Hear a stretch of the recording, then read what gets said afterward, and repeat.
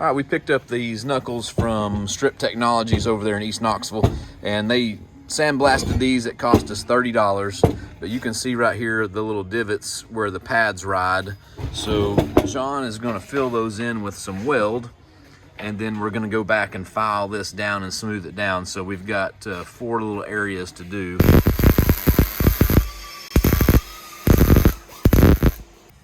All right, we've got a little bit of refinish work there on these, so those divots are filled in, it's smoothed back out.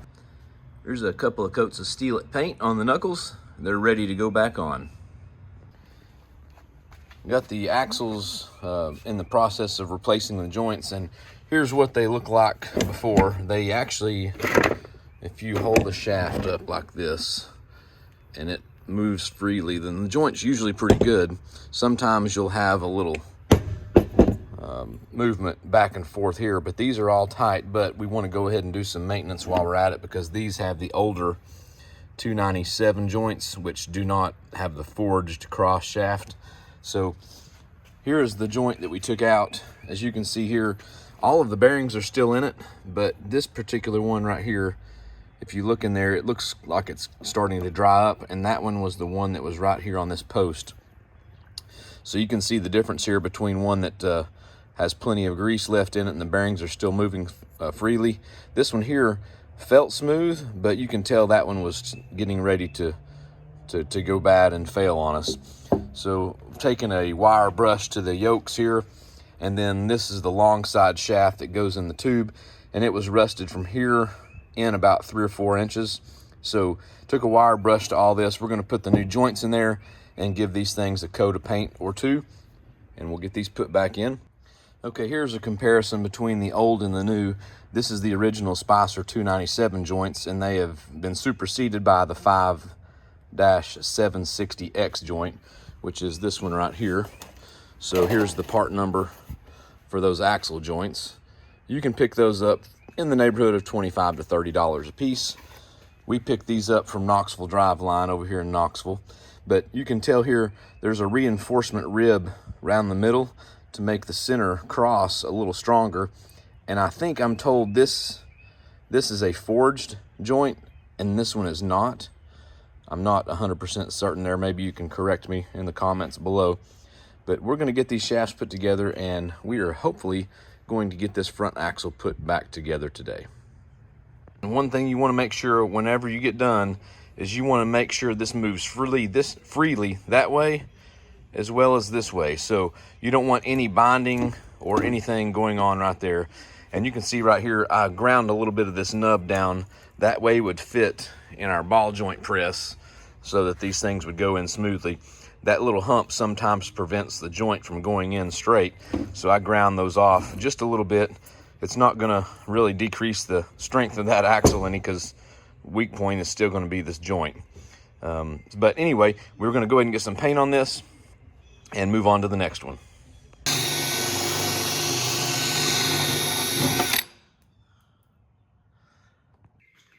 We were working on the fender flares for the Jeep, so had a decision here. You know, we've got lots of sheet metal here that we can cut out to allow some more room for the 33-inch tires, and although we probably don't need to do this, we're gonna go ahead and do it anyway.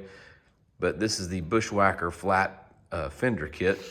And what I've done here is I've pre-assembled the front section here with 2 bolts, the rear section with 1 bolt. You mark from the fender to this edge right here, and you lift this up, and then you mark and drill that hole, and those bolts are now assembled and in there finger tight. And back here you do the same thing, but you'll mark back from this style line right here, 6 1/8 inch. From this style line right here, 4 1/2. You'll bolt that up and swing this up to those lines, and then you drill this hole and this hole. So we've got this pre-assembled. We're gonna go ahead and trim out that sheet metal now and test fit the flare. This one flare is pretty much finished up. All of the metal is trimmed. So under here, there was a good amount of trimming. We took off an edge that came up here and met this. And then on the back side, we trimmed all of that all the way down to that this front section here that extended out about 1.5 inches, and there was another bolt here for the fender. So we've got this completely mocked up now. I don't have this weather strip. It actually is sitting all the way against the body. There's a little piece of rubber that's double-sided that stays on the flare that kind of seals up that gap. But the tire is exactly flush with the flare, and that's not exactly what I was wanting. What we think we're going to do, since this is a very conservative wheel with 4 3/4 backspace, thinking about a 1 1/4 wheel spacer. So I think that's what I've decided we're going to do. And bear in mind too, this thing does not have the engine in it, so it's going to be sitting down about another 2 inches. So we'll take a look at that. We're going to go ahead and get the rest of these fender flares mounted up and all the body trimmed. That way we can get the axle under there and get this thing off to, guess what? The paint shop. So we're going to get this big old dent fixed in the door. A few other little spots like this one right here in the back door, kind of cleaned up and checked out. And then we are going to get this thing repainted. So going back the same color just to make the door jambs and all that stuff look good. Passenger side's now trimmed as well. You can see we kind of vibrate lots of gunk out of the fenders there. But here is that piece that goes back in here that we cut out of it.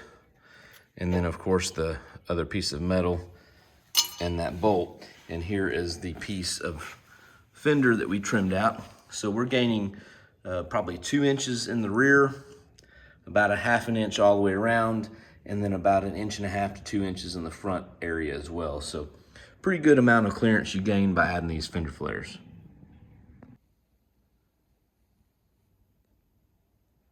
It's finally on the ground, on the suspension. Everything's bolted up on the wheels and tires. We have brakes bled, and we are ready to go for a little road trip on a trailer.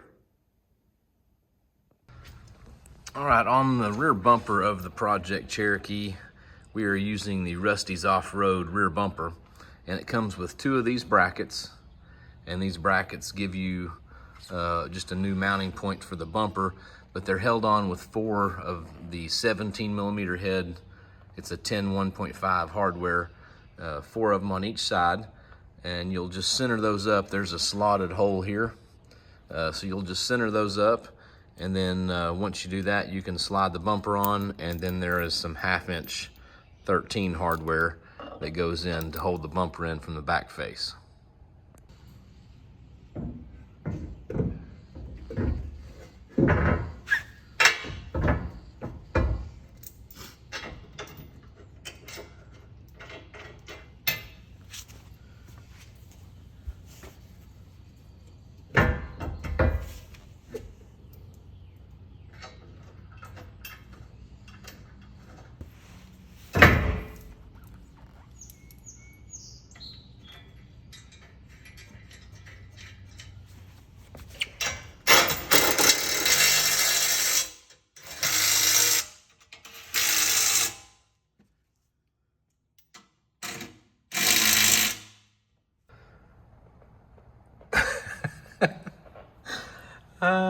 I'm sure you're wondering what the crap this is right here. This is seam sealer.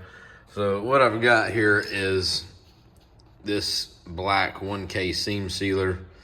I've used it before, but we filled all of the cracks between those folded out pieces of the pinch seam that we folded back and all those cuts.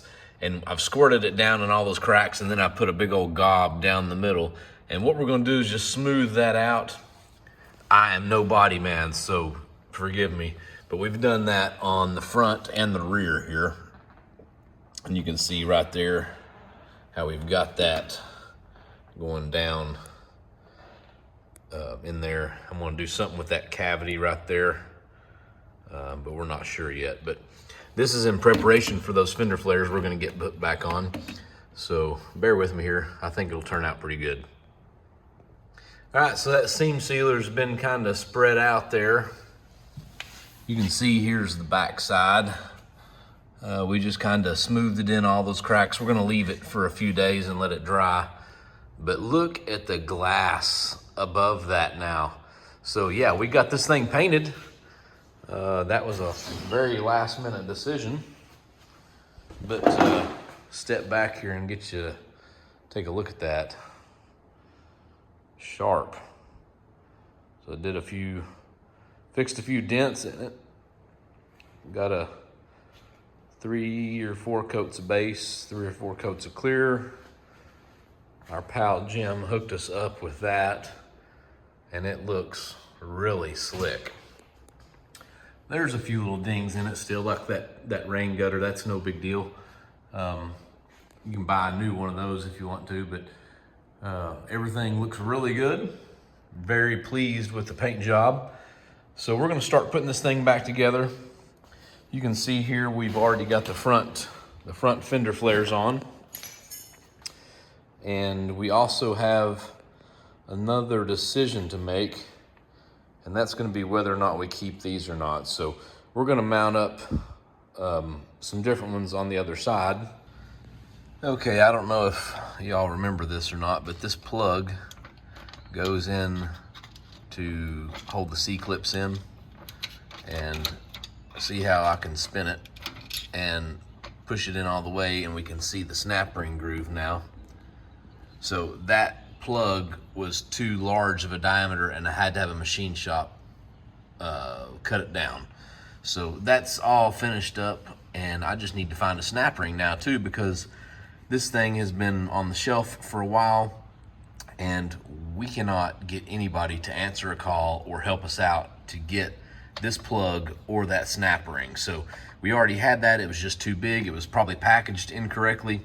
So we're gonna go ahead and grab a snap ring and get that put back together.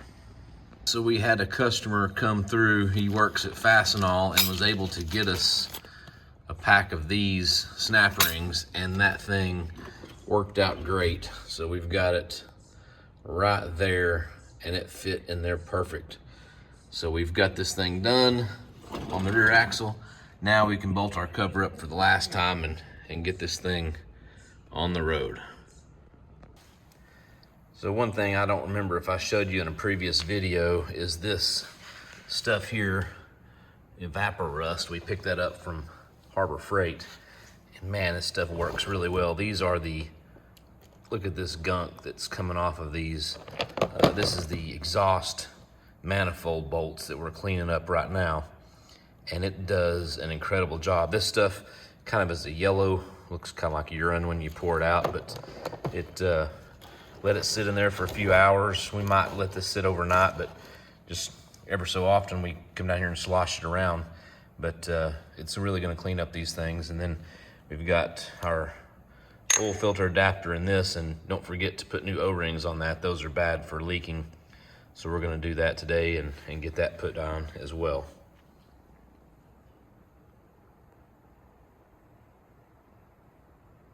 We have got a nice coat of gray paint on here. We're gonna do a black valve cover, black timing cover, and black oil pan, but we've got everything taped off as best we could, and it is looking good so far.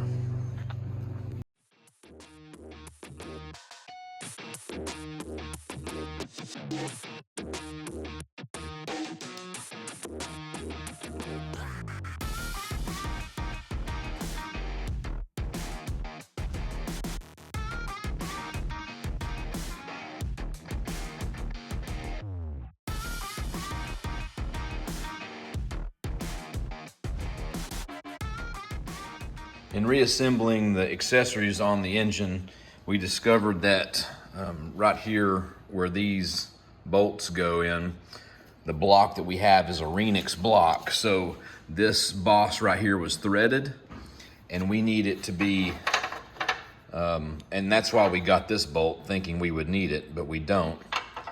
So that's for these two studs to go in, and those two studs go into the alternator bracket. So this lower one on the later models is drilled through like this, and a factory Renix or early model 4.0, this is actually threaded.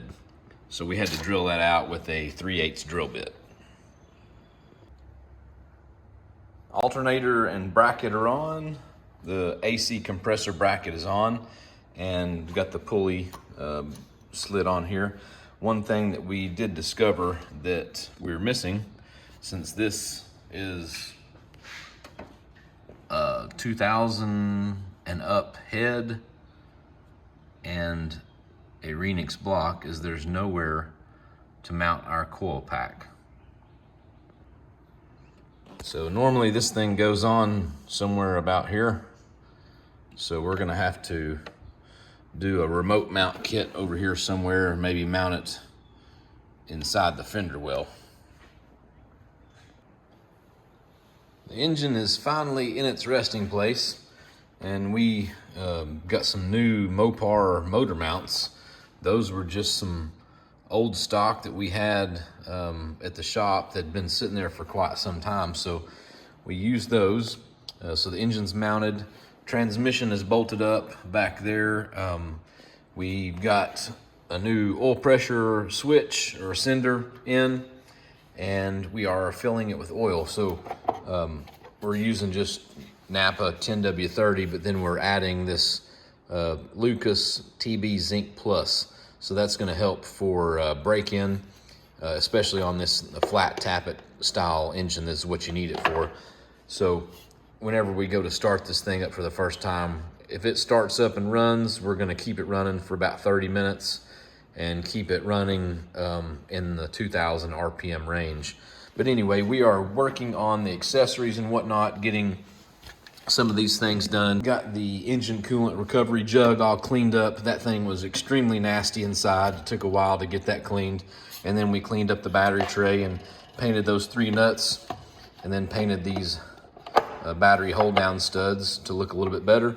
And then we are getting a new battery hold down as well, because ours was corroded up and really nasty. So making some progress. We've got transfer case and pieces here in the floor. And then we've got a whole slew of parts that we picked up. A new starter, power steering pressure and return hoses, a couple of sensors, and a radiator.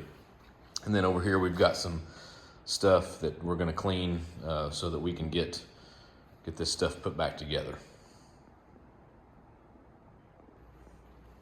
So in the shuffling around, even though these hoses weren't leaking, we're gonna go ahead and replace those, because don't want that to be a problem down the road, as they are 20 years old already.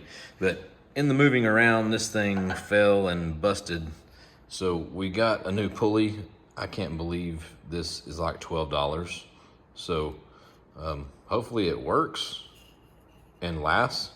I just can't imagine that you can buy a part like that for $12. But anyway, carry on. We're gonna press on here and try to get some of these accessories, and hopefully get the intake cleaned up and back on, and start working on some wiring.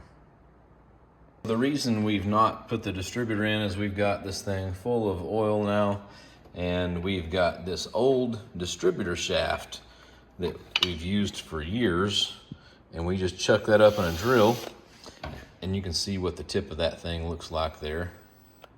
And it's gonna go down into this hole, and maybe you can see down in there. Let me zoom in here.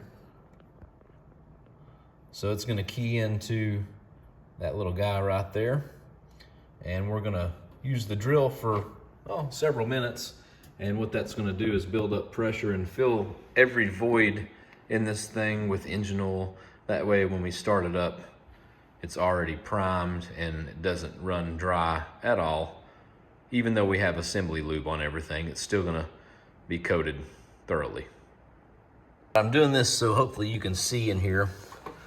What I'll do is I'll focus on the top of the rocker arm there, and you can see there's already some oil puddled up, and we're wondering if that's from where we poured it in. But what we'll do is here we'll prime.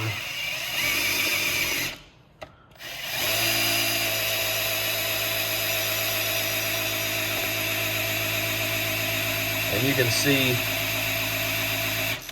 can see down in there, the oil is flowing.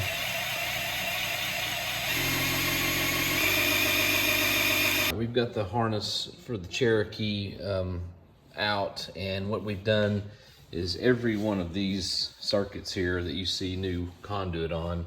So going from the PCM Down here to the fuel rail over on this leg, those were just saturated with oil and grease and just looked terrible. So we took some cleaning wipes and cleaned off these connectors, a little bit of brake cleaner, and then air dried these. So they've gotten a lot better. And then we've replaced the conduit and the wire covering on most of these legs. So we're ready to put this back in the Jeep, and we are one step closer to getting this thing running. All right, we've got all of our fluids, everything's hooked up on the engine. You can see here we've got new hoses, belts, we've got a new power steering pulley here, new battery hold down. We had to make some cables, and what we've done here, we've removed the fuel pump and we've jumpered from 87 to 30 to power up the fuel pump so we can empty the tank, because I believe that fuel has been in there for about 4 years now. All right, so now you can see here we've got the fuel line disconnected up here from that connection, and we've got it shoved in a funnel and emptying that into this fuel tank here. So one thing we're gonna have to do is go back and clean all this body shop dust off, and we also still need a vent hose for our rear differential.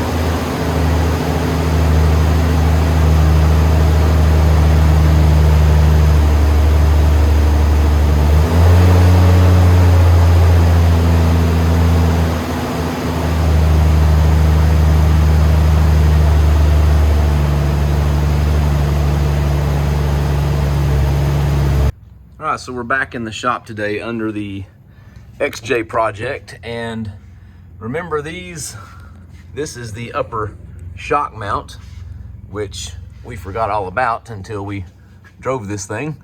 So right here, this hole here, there was a broken bolt. So the original M8 125 thread bolts are notorious for breaking on these Cherokees, and this one right here was the only one of the 4 that broke, and I didn't quite get it centered when we were drilling it out. So we did drill it out to a 3/8 16. So it's a little bit oversized, but the threads turned out really nice on that one. What we've done, we are using the Rusty's Off-Road bar pin eliminators for the rear. And over here on the passenger side, you can see we've got that one in place, and it converts that to where you've got a stronger mounting location. And what that does on a normal shock, there's a little bushing deflection, or not deflection, but a little bushing movement up here, and this spring or shock eye will end up hitting the floorboard of the Jeep, causing a annoying thumping sound. So we're gonna do that, and these of course are the Trail Tamer shocks that came with this Iron Rock long arm kit. So what we've got down here on the bottom, we don't have any mounts yet on the rear axle. So what we're gonna do is try to flush mount these shocks to where they don't hang down too much, and that's going to leave us about 3 inches of up travel of these 8-inch shocks. So we're going to give that a shot, see how that works. Worst case scenario, we might end up getting a shorter shock, but you know, if it rides okay and doesn't bottom out, we'll be okay. But we're going to check that out. One other thing we need to address is bump stops, which we haven't figured out yet, but this one here we're going to do a little bit of rust repair. And then since there's such a distance here between the axle and that, we are probably going to get the U-bolt plates that stick out a little bit and have the bump stop wing with adjustable height spacer on it, and then get some OE style bump stops for the unibody there. All right, for our lower shock mounts on the Cherokee, we're using these units here, which are flush mount to the tube. I believe they are from Rough Stuff. So what we need to do is go down here and weld these 2 seams up, and then we've got this inner plate that goes in here, and it's variable, so you can put it where you want to depending on what type of shock you have, and then we need to weld that in place. So we're gonna mock that up and tack it in place now.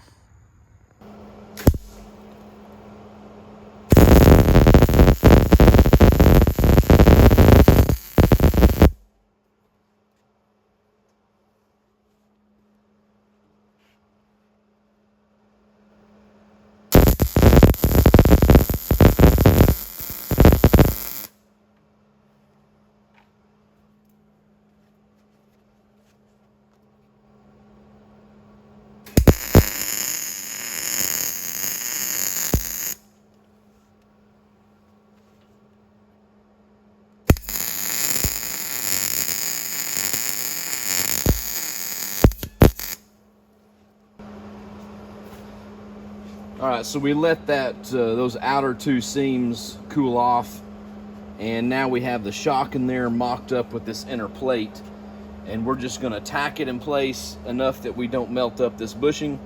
We'll tack it in place, pull the shock out, and then do the finish welding on it.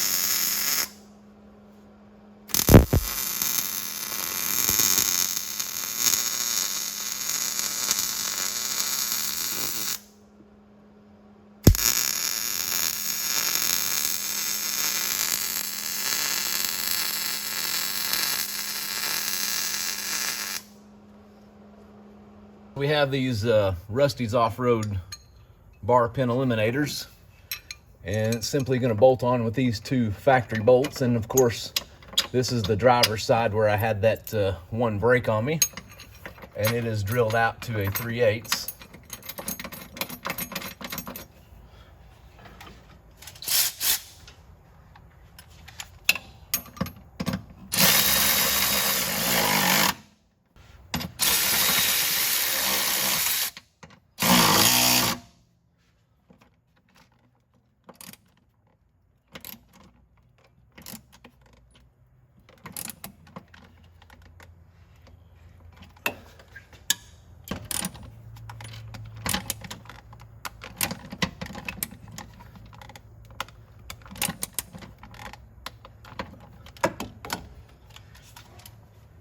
All right, now the upper shock bolt is going to be a 1/2 inch 13 now. So we'll slide the shock up in there. And then on the back side gets a washer and a nut.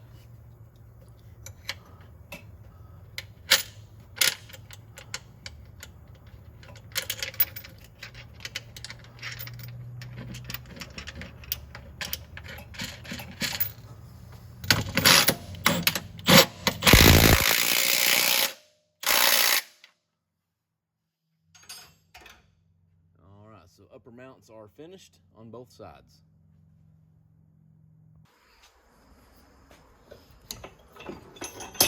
Okay, so what we've done here, we went and with our little portable bandsaw and cut 2 slices down here and then connected them. And what this is, if you look at it from the top, our U-bolt runs up beside the axle, so this is going to give clearance for the U-bolt to fit right there. That way we can move these as outboard as possible to get more shock travel or to get the best fitment of the shock. So got a little welding wire here we need to break off, but anyway, that's the completed shock mount, and now let's go get them installed on the Jeep. All right, we have the shocks in place. Of course, you can see up here the bar pin eliminator, and this is full extension right now. And we basically, what we have is we have the tires just slightly off the ground with a jack supporting the bumper. So this is full droop, and we still probably could stretch it out a little bit more. But what we found is right here, we accommodated for that, and this point right here at full extension comes down to about right here, which we are not needing that much travel. So we're getting ready to put it down on its weight to see how much travel we lose, because really we want probably 2 to 3 inches of shock shaft showing, and that includes this too. So this thing right here will smash completely up into this bucket, or this puck right here, or call it a dish maybe. But anyway, we're gonna put this thing on its weight. This one over here we just got done painting, and it is got a little bit of run there because that stuff goes on thick. But we taped off this area, which it's all dry now, so we can take that off. And we've got a screwdriver holding that shock up out of the way. All right, so that's all finished up now. We just need to drop the shock in it and the bolt. And what we are using for the lower bolt, since we had some 12mm sleeves in the bottom of that bracket, we've got this factory JK shock mount bolt. And this is a JK, oops. This is a JK tab nut, so that tab nut's gonna fit down in there, and we won't have to hold a wrench on it if we need to take the shock in or out for any reason. All right, now you can see the shock mount is all finished up. We've got that tab nut here in the back side, and then that stock bolt there. Now, let's look up here and see how much shock we have, which is not quite enough. So, as you can see right there, we only have about 1 inch of up travel and the bump stop, which is about 2 to 2.5 total travel. So what we're gonna do is check with Iron Rock tomorrow, see if we can get a shorter shock that would accommodate our needs. Ideally, one that is about 2 inches shorter than this will work just fine and give us ample travel for what we're doing.